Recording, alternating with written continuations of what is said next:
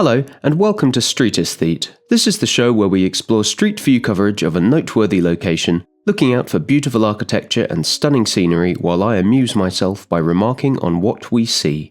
Today, we're going to be exploring a small city in the middle of Portugal. It is Coimbra.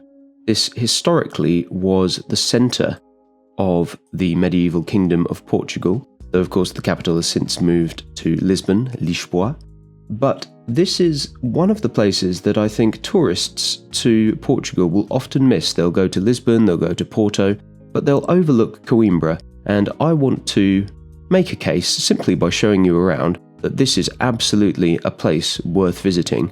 It must be said it's quite a bit smaller than those other cities I mentioned, but that actually works in its favour because it's a place that's very compact, it's easy to get around in a day or two, and there really is a high density of fantastic things to see. So we're here on a bridge over the Mondego River, and as we turn ourselves around, we will see the main part of the city on the hill here, and in particular, you might find that your eye is drawn to the buildings at the apex here, which is the University of Coimbra. Now, this is the oldest Portuguese-speaking university in the world. It was built in 1308, I think, around that time, 14th century, and it was around the time that the Kingdom of Portugal moved its capital to Lisbon that the university was built here, thus making this much more of a cultural capital of the country. And we're greeted here, the first thing off the bridge, by a rather wonderful square here, flanked on all sides by fantastic buildings. Some of them, it must be said, more distinguished than others.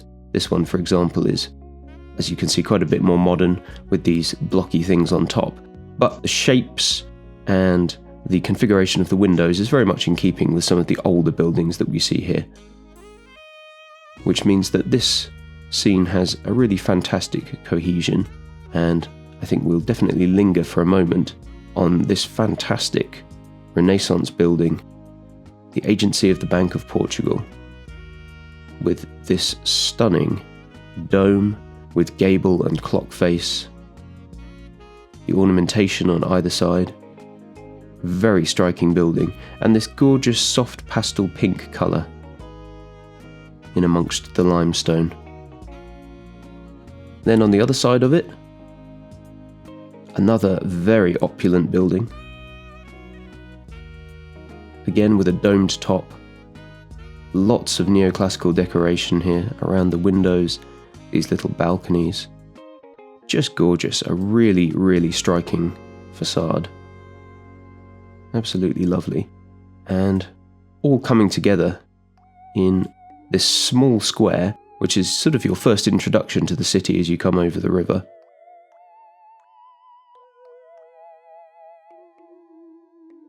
Absolutely wonderful. Now, you can, if you wish, start to head straight up the hill, and be warned, this is a very hilly city. But what I would suggest you do is to head over in this direction into this pedestrianised high street area, and we'll just take a moment to look back. We've got the coverage on a slightly different date here, where we can see people out enjoying a meal, perhaps a coffee, on a somewhat cloudy day, but we can definitely feel some of the buzz in the air here. And something that you will see very often in Portugal is the effort that they put into making the paving of their streets beautiful with this pattern of mosaic tiles. But don't forget, as we always do on the Street Aesthete channel, to look up to the upper floors of the facades of the buildings here.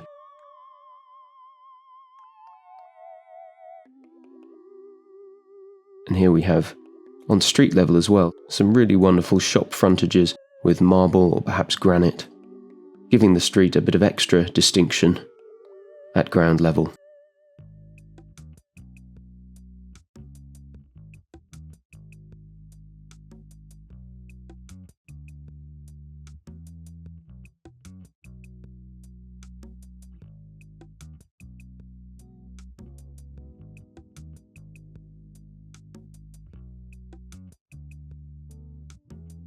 Something that I really love about this place is its verticality. We are, of course, at the bottom of the hill here, but even here we have slightly different levels of elevation between the different streets to enjoy.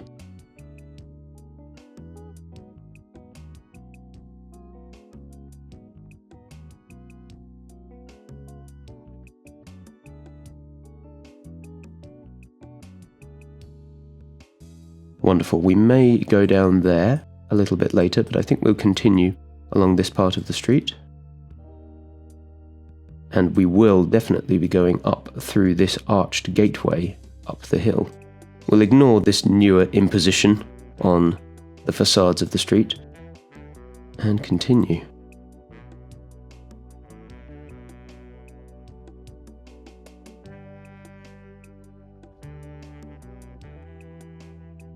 And as I was saying, more of the varied elevation of the street, with this very steep little alley winding up into the hill. And isn't that just wonderful?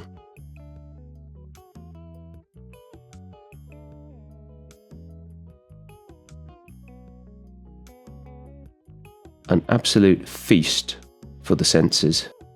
The different shaped archways here, the wide one, these smaller ones with the decoration, the tiling on the sides of the facade there, and then the beautiful variation in colours, the light pastel pinks, the yellows and reds, the creamy limestone.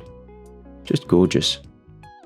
Somewhat spoiling the view, you might argue, is this much newer tower block in the background, but what I'll say for it is that from afar it sort of feels in keeping with the skyline, and it's certainly not the ugliest new building that I've ever seen. We can put it that way, perhaps. And we will go down into that square there, which I'm looking forward to showing you very much, but we'll continue down this street.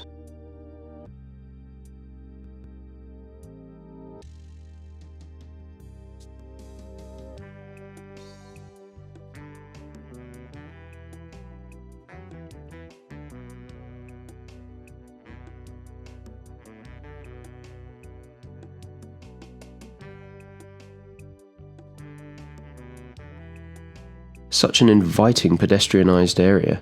This gentle slope taking you down into the square here.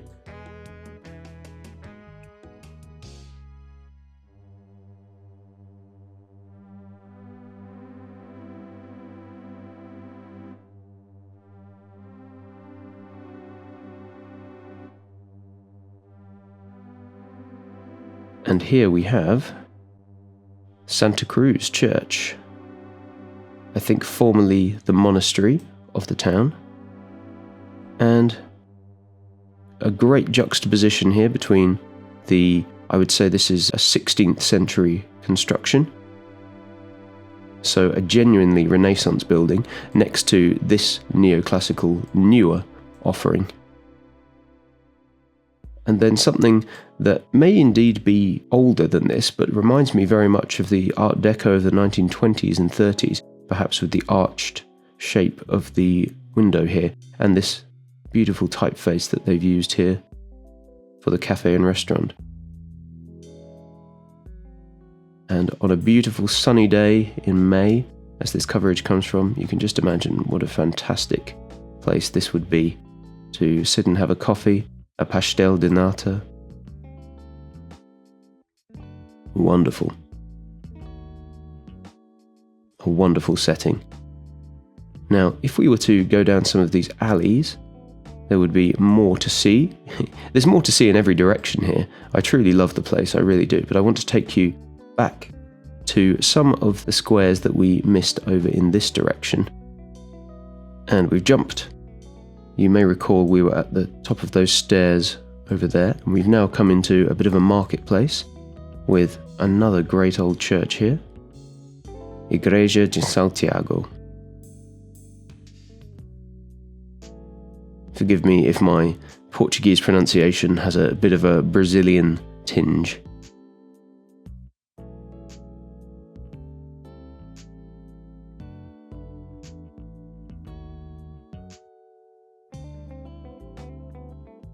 and it really is a striking scene.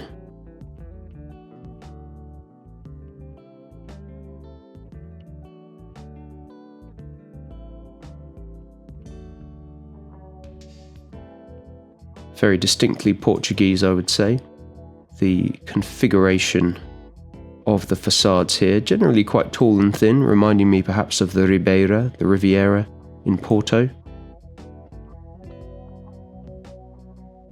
And they don't always, in Portuguese buildings, go in for too much decoration on top. But what makes up for it, and what breaks the skyline and tricks the eye into thinking that it could be looking at a natural formation like a forest canopy, is that all of the buildings have just a slightly different height. So we haven't got one long, boring line. We've got lots of different lines that aren't always consistent with one another, which just makes the scene that bit more interesting. And over here, a beautiful little clock tower. And I wonder if we can find another date for this. There's one more we've got where that scaffold isn't up, although we can't see the building in any case, but giving us a good view nonetheless of the square. And by the looks of it, because this is older coverage and I don't remember anything like this here, I think they have changed some of this so that the parking is no longer available and it's completely pedestrianised, which in my books is definitely a change for the better. And here we have a view through to that upper part of the street that we were walking on earlier. Some wonderful tile work in the facades. And we'll jump back to the original coverage so that we can push through in this direction.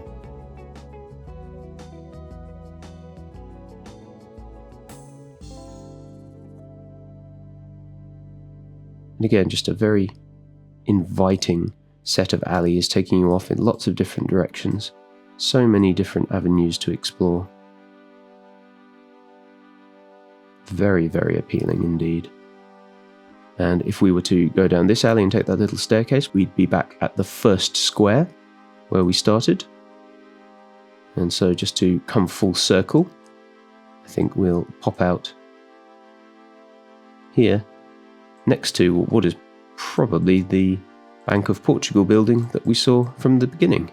Yes, indeed, here it is, and we can actually from here get a closer look at some of the detail on the railings around the windows here.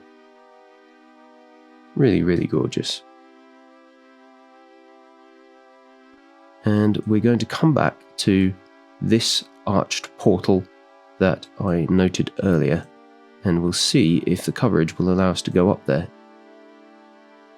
So we have just come up from the street over here, perpendicular, into a little courtyard there that we can't see, and then up through this alley.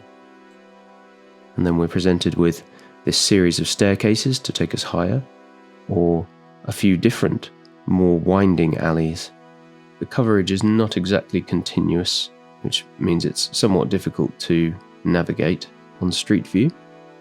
But what that does mean is that you'll have to go and visit Coimbra for yourself to really see what it's like to walk down some of these medieval passageways.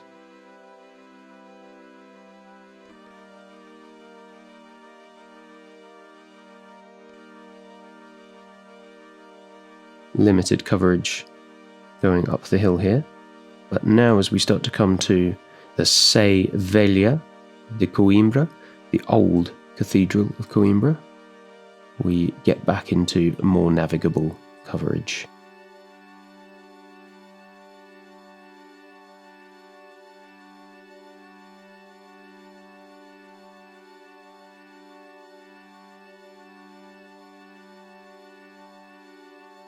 And something about the top of this building definitely reminds me somewhat of Moorish Islamic architecture. I wonder if this was built after the Reconquista, but some of the architectural ideas from the former occupiers may have been retained.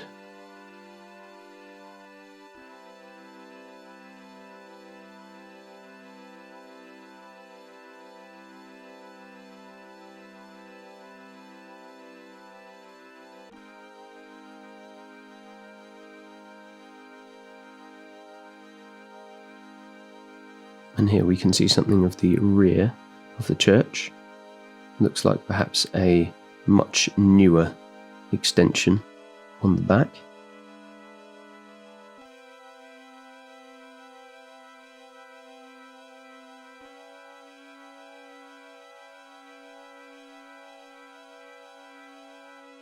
And we now start to climb through these narrow alleys, and as I warned you, they are indeed steep, to emerge at the top of the hill where the university is.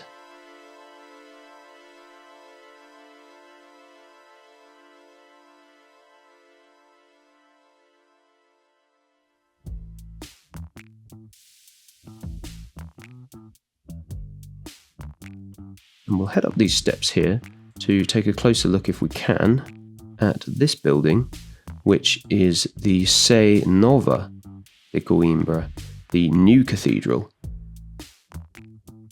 which really is quite a stunning edifice.